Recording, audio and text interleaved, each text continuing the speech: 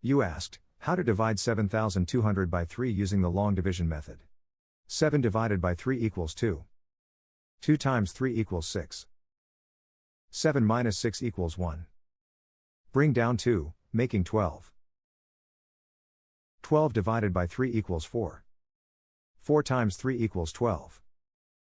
12 minus 12 equals 0. Bring down 0, making 0.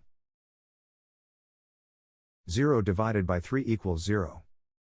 0 times 3 equals 0. 0 minus 0 equals 0. Bring down 0, making 0.